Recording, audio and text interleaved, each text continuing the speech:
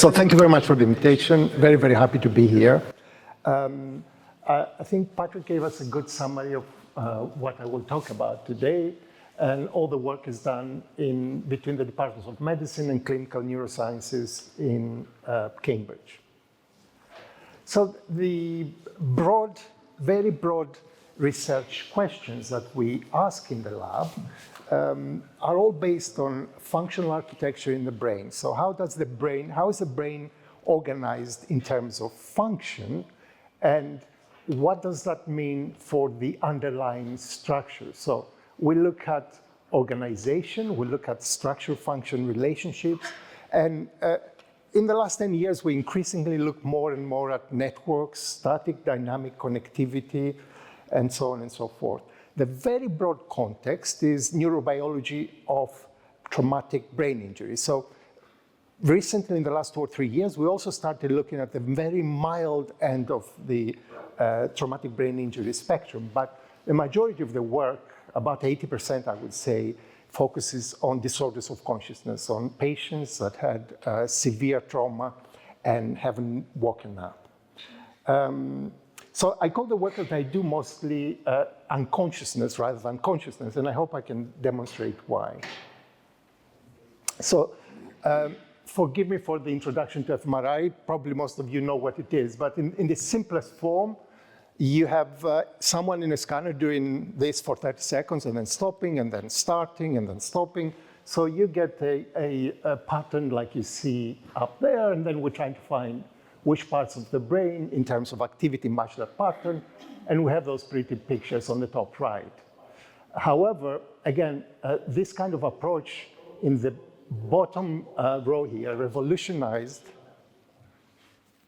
I can hear a little echo, has revolutionized fMRI. So what you can see in the bottom right are what we call matrices that describe co-fluctuations or functional connectivity is another term that is used in this context. So you split the brain up in regions, anything from 50 to 100,000 these days, and you then look for relationships. The most common way to look for relationships is correlation coefficients, and you build up these matrices, and then you can infer states of the brain from these matrices.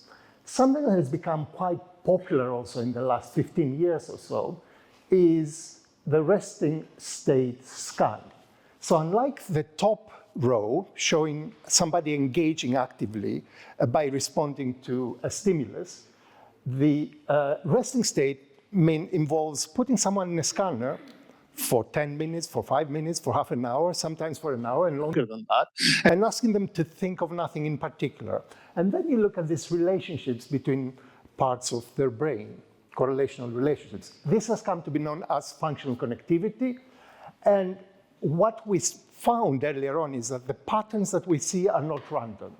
So in the top row again, you see resting state networks. Now, these are networks that actually reflect what someone does while they engage with stimuli. So in a way, if you have done something, if you have engaged with something, the brain seems to keep a signature of that something, and that's how, at least I understand for now, what resting state networks are. Now, when we started discussing this collective bunch of networks called the resting state networks, the big unknown was what we call the default mode network, because there hasn't been much discussion until then about what this default mode network was. People started doing reverse subtraction. So, for example, if you were doing this experiment, a very simple motor experiment where you did a thumb index finger opposition, you need to subtract that, a baseline from that, and find out which parts of the brain engage with motor action. If you did the opposite subtraction, you always found areas like the posterior cingulate. So in the red rectangle where I say the default mode, so those posterior areas always came up when you did the reverse subtraction. And then people started doing this connectivity analysis in the manner of the matrices I showed earlier. And these areas, posterior cingulate, precuneus, medial prefrontal cortex, and the angular gyri, the hippocampus sometimes, always came up. And what motivated me to go on into study disorders of consciousness was this work from Liège, from the Liège group. Now, I had an interest in the default mode network at the same time, so the two coincided. So they were the first people to show that wherever you look, whichever node, whichever part of this default mode network, in disorders of consciousness, you see maximum disconnection. So what do the bars show? The writing is pretty small.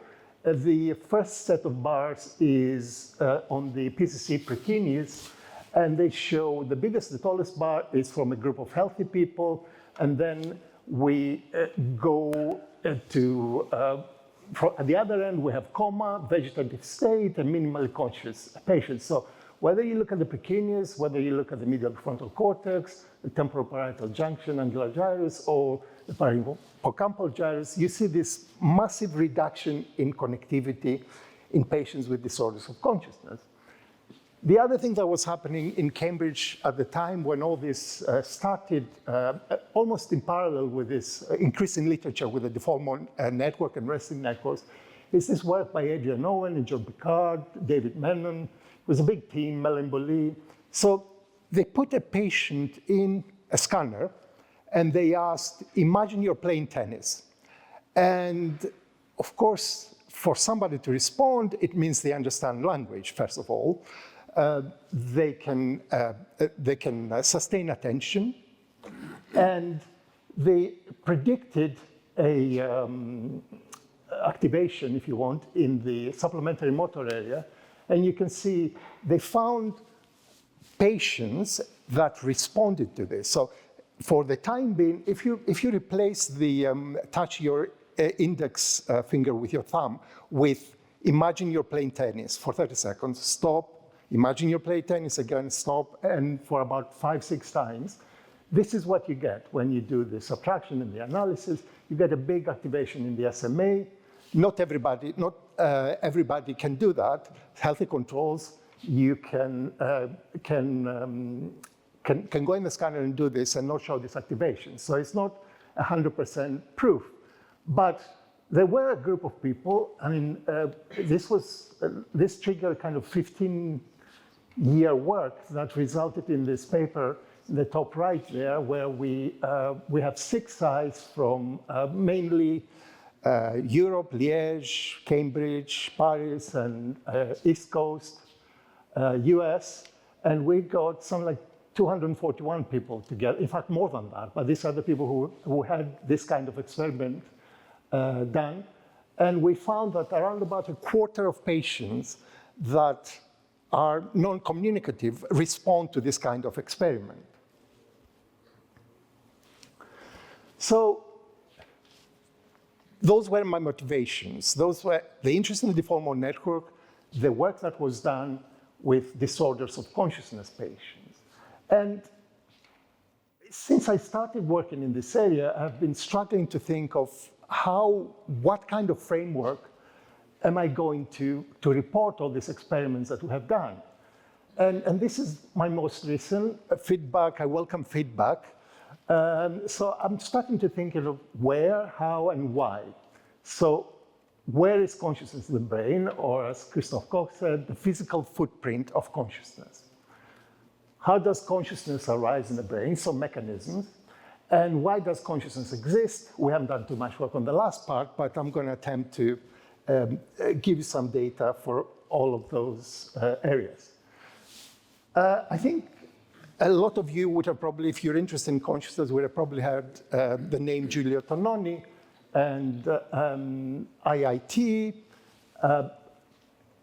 This is a computational model of consciousness that talks about integration and segregation, bringing information together, keeping information apart. But there is, in terms of localization, an important, in my opinion, contribution that talks about the parietal lobe. So the group of people around Giulio Tononi suggests that consciousness, pardon me, the parietal lobe, the posterior hot zone, as they call it, is really important for consciousness.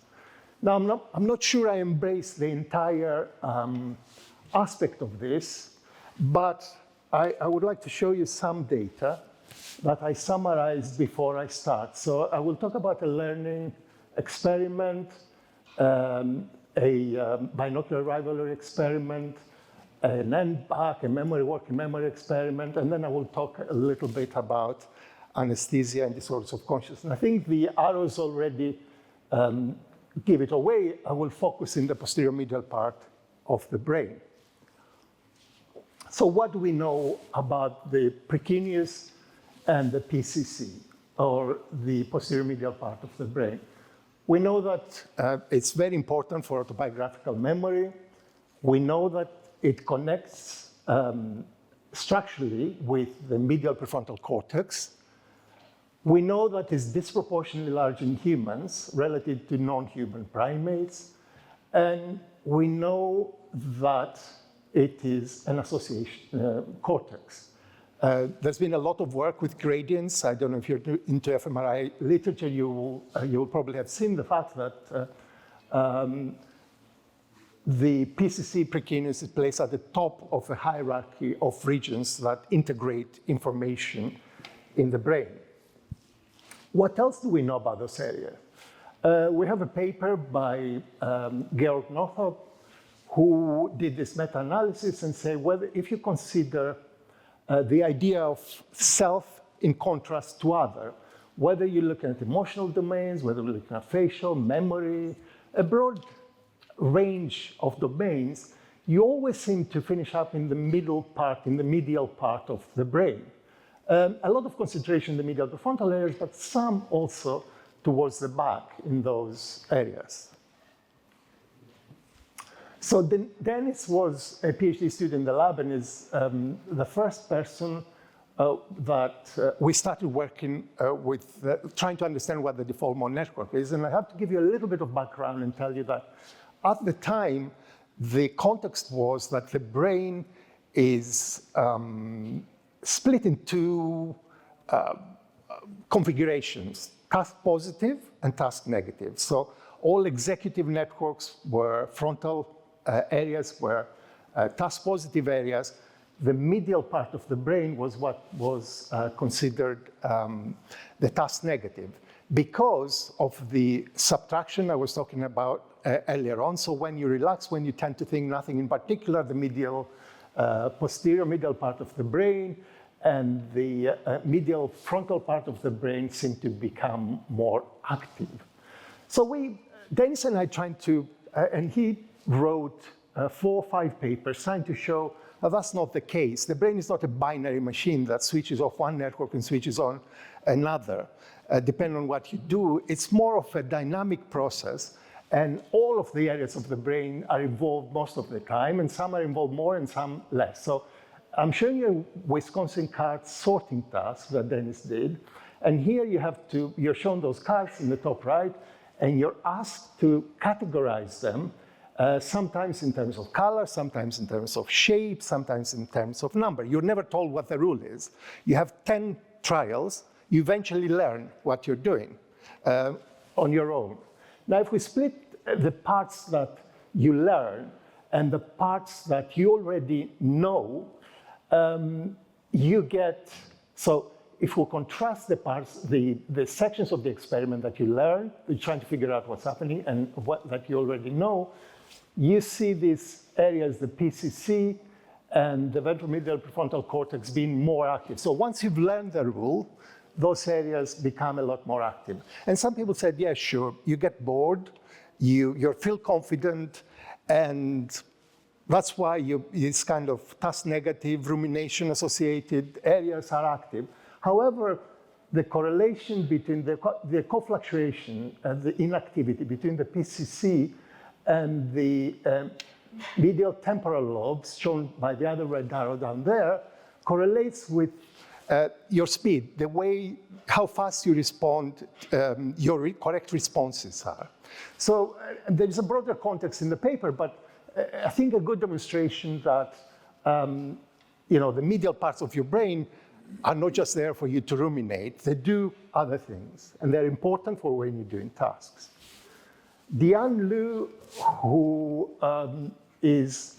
went on to Stanford to work with Joseph Parvizi, who's very, very interested in the precuneus, did these two experiments. And in the first experiment, she used two HCP tasks. One is an NBAC.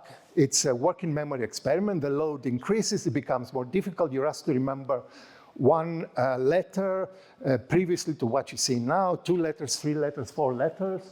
And the other one was a relational processing task, very similar to the Wisconsin task I was showing you earlier on. You're asked to make decisions based on categories. And she put the two together.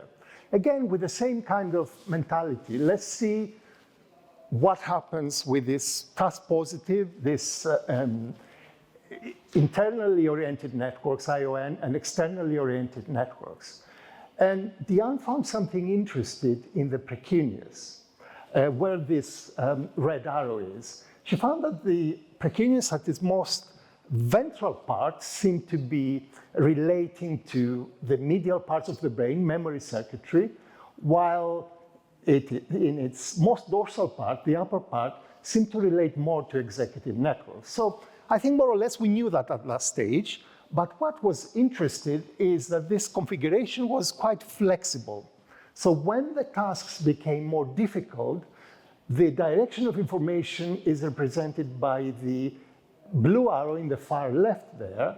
So you sought the help of more executive circuitry, which then hopefully sends some top-down decisions for more collection of sensory information. However, when the tasks were easy, they seem to be based more on information, more on medial temporal lobe. We're looking at the red arrow, so the information flow went from dorsal to ventral. So, and then following that to more medial temporal lobe circuitry, in other words, memory circuitry and stuff that you already know. So again, an interesting involvement. We didn't set out specifically to look at the posterior medial aspect of the brain, but that's where we found interesting findings. And Diane started getting very interesting consciousness, and the binocular rivalry experiment is one that is often used in this context. And for those who don't know, you're looking at two different stimuli, one on each eye. One of them becomes dominant. So your brain makes somehow one of the two dominant. This was a nice fMRI EEG concurrent experiment. And we were very interested in this idea of prediction, the brain as a predicting engine, predictive coding, and so on and so forth. So Diane found those regions that you see in these colorful diagrams with the fMRI part of the experiment, and then moved on to the EEG to model information flow, how the information moved or related from one part of the brain to the other. Now, the interesting part is, if we look at that circular diagram on the right-hand side, is that I should have said earlier that your perception changes quite frequently. So you will see the green pattern, and then you will see the red pattern, and there's not actually any predefined reason why you should be doing that. And Diane found that the relationship, the co-activation between the PCU and the V1 predicted the perceptual transition. So a little bit as to why, perhaps, further down. Now, some evidence from patients with disorders of consciousness and healthy people who receive anesthesia. So we have, Andrea Lupi did this experiment. So we have people who receive anesthesia, and they fall asleep, basically, at two different levels. And we have, so we compare there on the left-hand side, awake with what we call deep sedation. And we have people who are minimally conscious or in a coma, so they don't communicate, and they compare to healthy controls. More? So what do? We started getting interested in this idea of connectedness, the brain as a machine that integrates information and segregation, variation in information in the brain. So for that, our very first efforts involved something called ICC. Basically, we take a map of this resting state functional MRI that I told you earlier, and you compute at every single part of the brain, at this time on the voxel level. So you create maps to show how each part of the brain, how much does each part of the brain connect to the rest of the brain. So the brightest spots mean very well connected, the darker spots not so. And you do more or less the same in the bottom row, but this time with entropy. So you're looking to see how time series change in time, how variable they are. So if we look at differences between healthy people that have been deeply sedated in comparison to awake, the blue areas is the difference. So the blue areas lose connectivity, are reduced in connectivity. If we make the same comparison, but we look at richness in information in time series expressed by entropy here, you see those, the yellow areas down there. If you put the two together, you finish up in the red part of the brain, which is the posterior medial part of the brain that we've been discussing. The same on the right-hand side. It's more extensive in patients, the deficits are more extensive in patients that have disorders of consciousness, more widespread. But again, if you put the two together, you finish at what I've described so far, DMN areas. And if you put everything together, you go in the middle, it's just an overlap, it's not a statistical comparison, but you get this convergence again in the posterior medial part of the brain.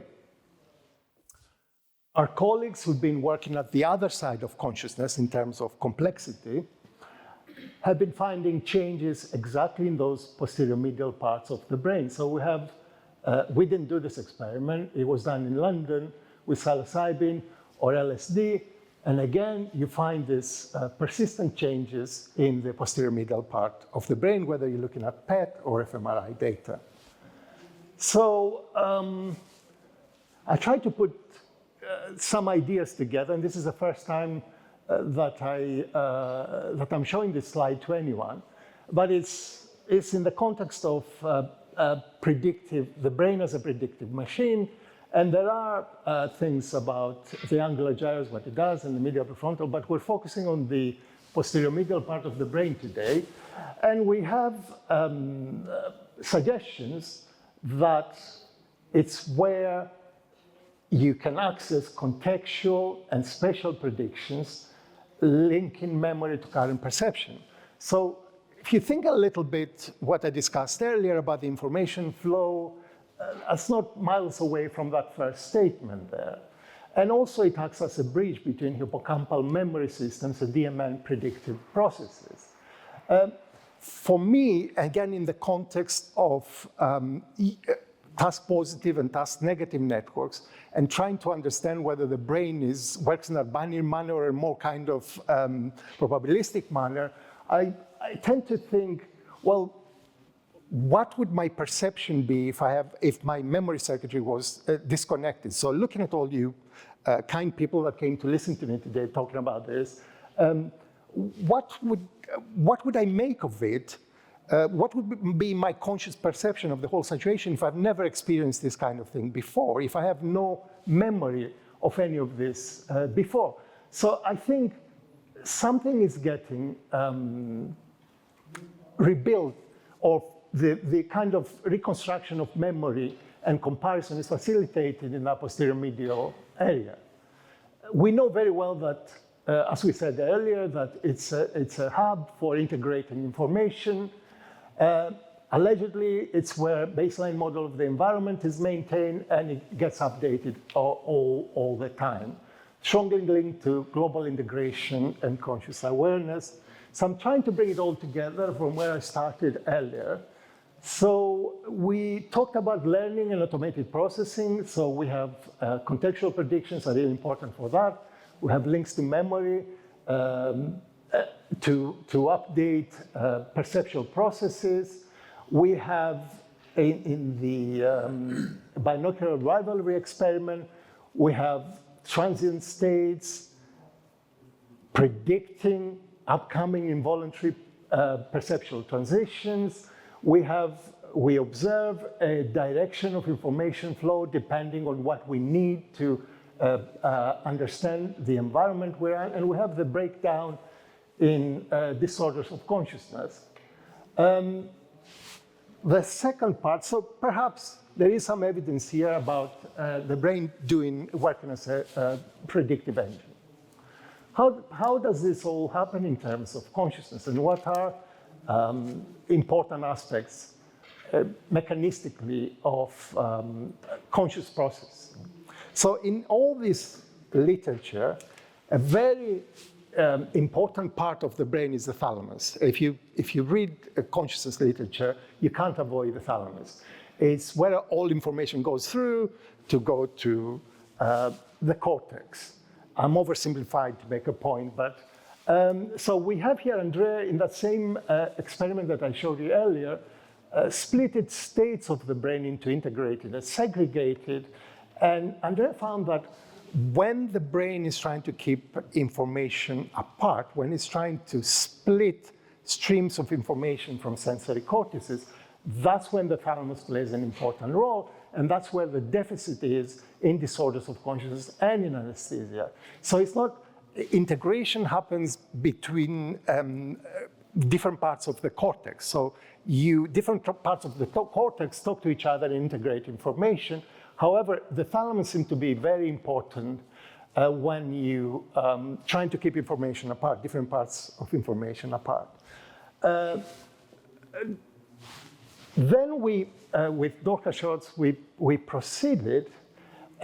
We thought she had just graduated when she started her PhD, and we were thinking, oh, perhaps you're interested in neurosurgery, and perhaps you want to ask if you are to stick an electrode in some part of the thalamus and trying to improve someone's health, move them from coma to minimally conscious, or from minimally conscious to some higher state, you want to know how the thalamus is connected to the rest of the brain and how those disconnections or connections break down in disorders of consciousness and anesthesia.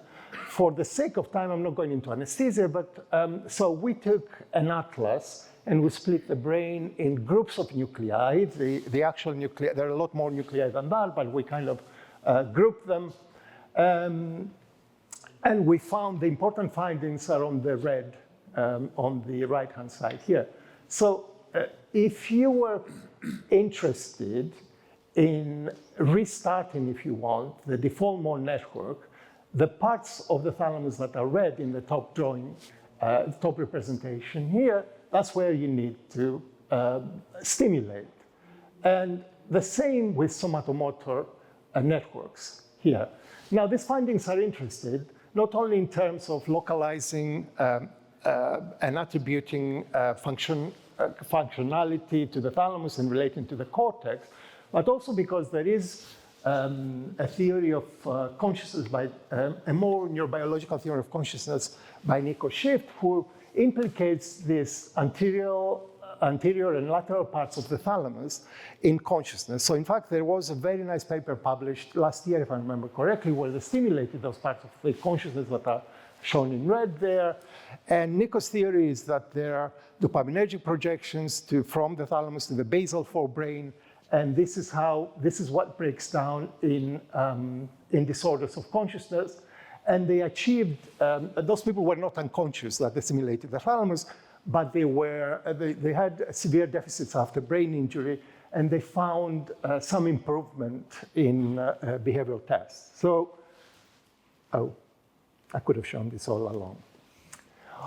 When we did the original propofol experiment more than 10 years ago, one finding that we came across and we couldn't interpret very well was the one I'm showing with the arrow here. So the picture I'm showing there is taking the green area, PCC, and a little bit of the precuneus, and asking, again, in the context of the default mode network being very, very important at the time, and asking where in the brain do connections change if you give someone propofol? And the areas colored in orange, yellow areas are the ones where connections change depending on the amount of propofol you give someone. This area down here, behind the pons, we didn't expect and we didn't know what to make of. In fact, most fMRI experiments don't even scan that far down. So then along came the study, the stroke study, that showed that if you happen to have lesions at the dorsal part of the brainstem, top left picture, where the blue arrow is showing, you're more likely to awake from coma than if you had lesions in the more ventral part, shown in the right-hand side picture. So that is not miles away from the area that we had found, and that allowed us in the anesthesia experiment, and that allowed us to make a survey of this nuclei that exist in this region of the brainstem that is called the ascending reticular activation system. So densely populated with tiny nuclei that are major sources of dopamine, serotonin, acetylcholine in the brain. The study is a little controversial because these nuclei are so small and fMRI is so coarse that people are asking, how did you find them? But we did get different results from each of those nuclei. Now again, we went to our old kind of tried and tested paradigm. We superimpose anesthesia to the source of consciousness to make some sense of, if we're talking about neurotransmitter systems, what does this mean in terms of consciousness?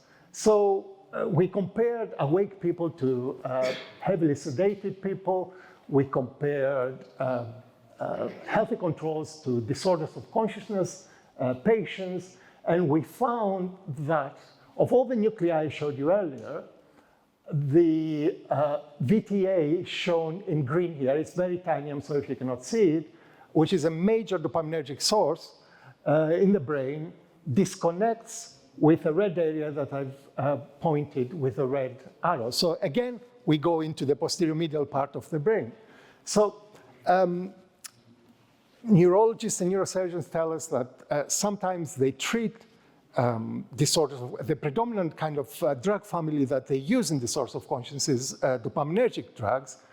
However, the explanation so far was non-existent, but with Nico Schiff's theory about the thalamus and the basal forebrain projections of dopaminergic neurons, they started to take some shape.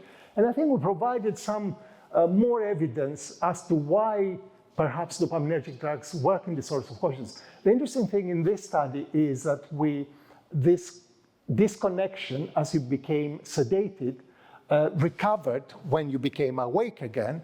And also, we've shown in patients with not so severe brain injury that who took methylphenidate in another experiment that we're running at the time, that the connection between the VTA, the little tiny green area in the brainstem, and the posterior medial areas seem to get boosted with a dopaminergic drug.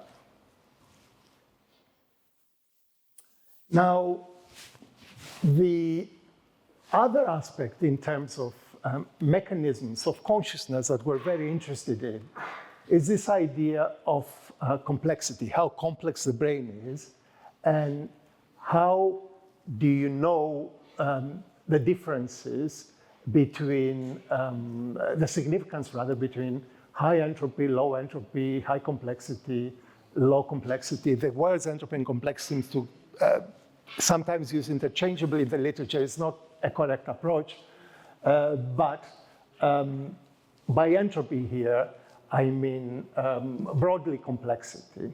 And this is the entropic brain hypothesis. Robin kind of became well known for this, but he isn't the first person that talked about it. So we have a criticality state where you have this amount of complexity in the brain.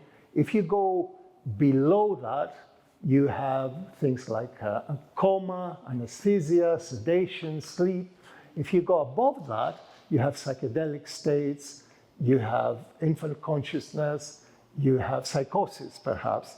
And we're currently working on a paper that goes through the entire spectrum, but yeah, it's a little way from being submitted yet. And Ioannis was the first person who dealt with this idea in the lab, and he split all these connections in the brain, and he looked at their connection entropy, how these connections changed over time. So you will see the vertical lines here. So you have awake in the first section, mild sedation, moderate sedation, and then awake again. Notably, the first awake and the recovery are never the same. There is a kind of hysteresis in what you see in the brain if you compare the two. So if you look at the deformal network, you see the biggest dip in loss of entropy as you go from awake to mild sedation. It's that orangey kind of salmon colored band, the top red arrow. You can see that the variation, the entropy in connectivity gets reduced severely and then starts to recover as you become awake again. So some evidence about the importance of complexity in the brain when you look at time series and also when you look at configuration of connectivity of networks. Thomas decided to do a survey and answered in a way the question that I said earlier. Is it complexity? Is it entropy? What is it? So he collected a sum of measures and showed that they're highly related to each other. Whether you're looking at sample entropy, at Hertz exponent, subfractal dimensions, principal components, they're all highly related to each other. And indeed, if you take a principal component, you take the first component, it relates to the plasma concentration of propofol. So you can, depending on what your questions are, you can select which method you want to use to quantify entropy. How are we doing for time? Another 5 minutes? So coming to the why part, why does consciousness exist? Well, I definitely don't have an answer for that, but here's a little bit of cross-species data. So increasingly, we've been getting on to more computational approaches on how the brain works. And here we borrowed principles, Andrea borrowed principles for his PhD from information theory. Now, information theory is a field of computational science, and it deals with things like compressing files, computer files, to synergy, information that comes together from two different sources, traces of information that came together from two different sources, or redundancy, where information seems to be transmitted in parallel, but giving some robustness to the system, however repeated, if you want. I'll give you a little example.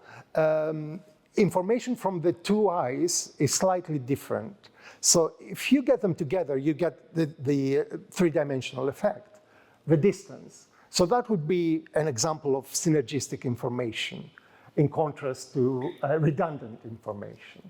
So the colored brain there shows in red areas of the brain that are highly synergistic.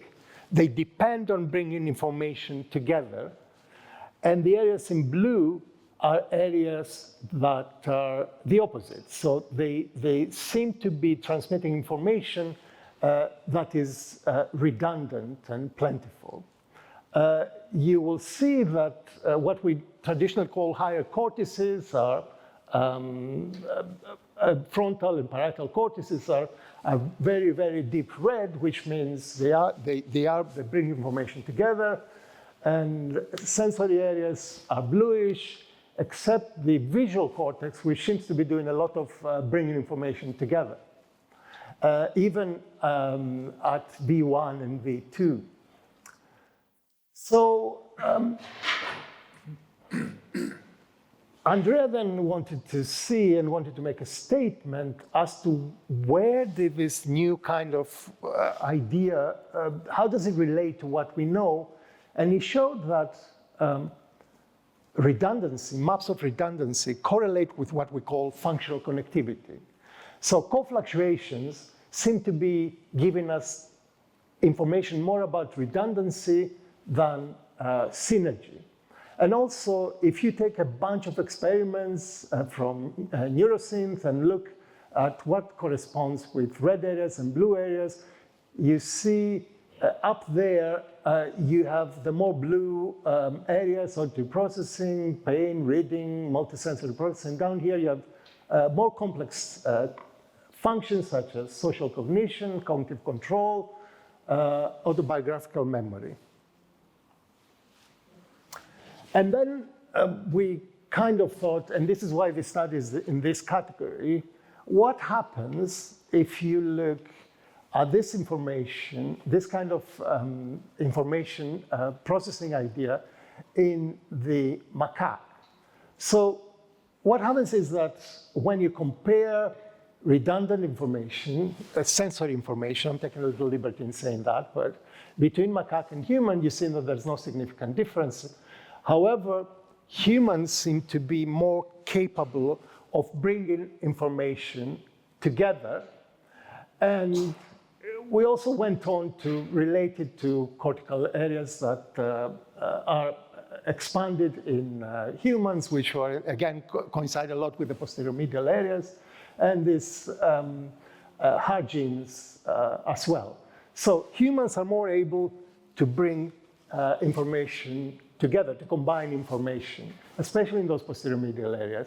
If you look at this in the context of anesthesia and disorders of consciousness, you see now that those blue areas became from more synergistic, lost their ability when you lose consciousness to bring information together and are more involved into redundancy, keeping information apart. And when you look at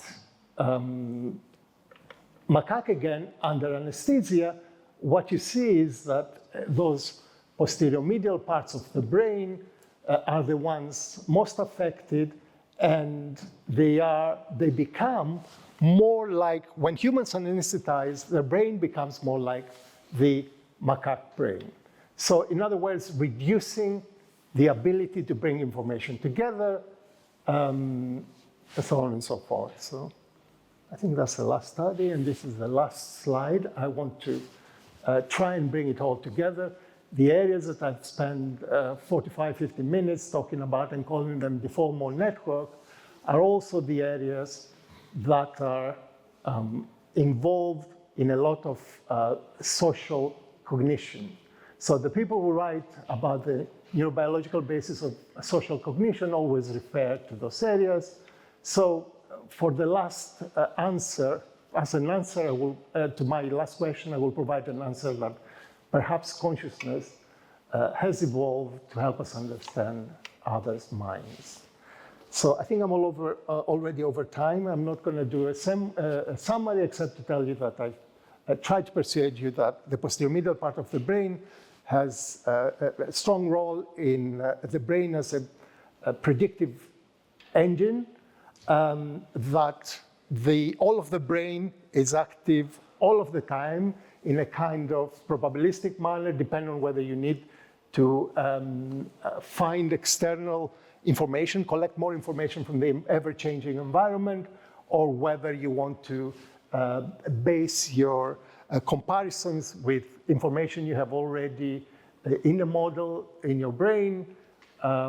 Complexity can show us whether a brain is conscious or unconscious. And these are all the people that have worked on this work. If you scan the little square thing there, you'll get a section that is called Publications on the website, and you can find all of those papers I talked about. Thank you so much.